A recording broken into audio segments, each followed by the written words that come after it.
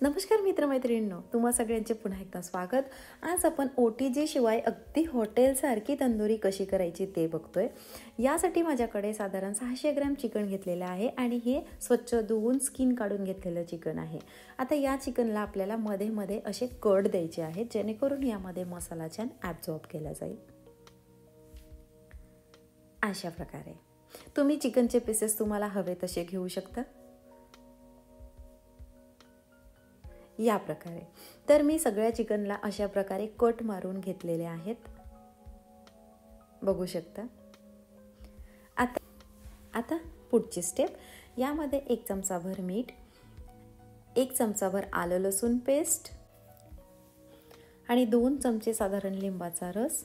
आलं लसूण पेस्टमध्ये मी कोथिंबीरची देठंसुद्धा घातली होती, त्यामुळे ती हिरवी दिसते. आणि आपल्याला हळद घालायचं आहे साधारण अर्धा चमचा. आणि आता हे सगळं लावून घ्यायचं आहे या चिकनला अशा प्रकारे. आणि हे लावून झाल्यानंतर हे चिकन 15 मिनिटासाठी बाजूला ठेवून देणार आहे. आता एका बाउलमध्ये मी 2 टेबलस्पून दही घेतलेला आहे. दही ताजं असावं, खूप आंबट नसावा. यामध्ये 1 चमचाभर साधं लाल तिखट आणि 1 चमचाभर कश्मीरी लाल मिरची पावडर, त्यानंतर धनेपूड आणि जिरेपूड प्रत्येकी 1-1 चमचा, 1 चमचा गरम मसाला घेतलेला आहे, काळे मिरी पूड घेतलेला आहे पाव चमचा, आणि मी इथे चिकन मसाला वापरलेला आहे अर्धा चमचा, 1 चमचाभर कसुरी मेथी वापरलेली आहे. आणि यानंतर 1 टेबलस्पून आपण तेल वापरणार आहोत. तर मी ऑलिव्ह ऑइल वापरला आहे, तुम्ही कुठल्याही तेलाचा वापर करू शकता. यानंतर हे मसाले आपल्याला छान कंबाईन करून घ्यायचे आहेत अशा प्रकारे. आणि यामध्ये आता आपलं जे चिकन होतं ते चिकन छान मॅरिनेट करून घ्यायचं आहे. अशा प्रकारे सगळ्या बाजूनी छान कोट करून घ्यायचं मसाल्यांनी. कश्मीरी लाल मिरची पावडर घालण्यामागचा उद्देश असा होता की याने कलर छान येतो.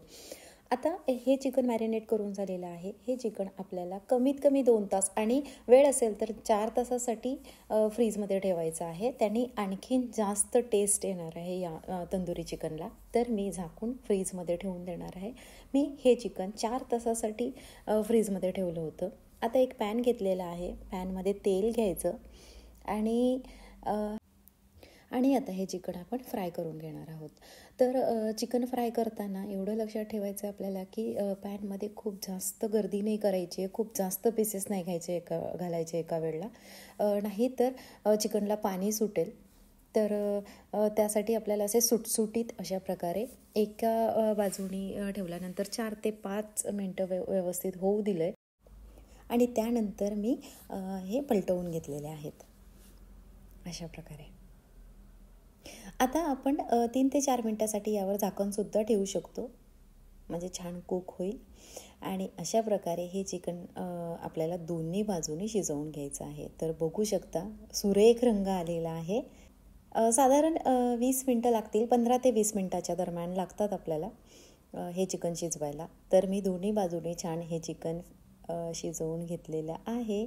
अगदी ओव्हनमध्ये रोस्ट केल्यासारखं, फ्राय केल्यासारखं दिसतंय ते. मस्त कुक झालेलं आहे, बघू शकता. तर OTG शिवाय सुद्धा अगदी क्रिस्पी असं हे चिकन तंदुरी तुम्ही घरच्या घरी बनवू शकता. नक्की ट्राय करा. आणि मित्रमैत्रिणींनो, तुम्हाला आजची ही रेसिपी कशी वाटली, आवडली असेल तर चॅनलला लाईक, शेअर आणि सबस्क्राईब जरूर करा.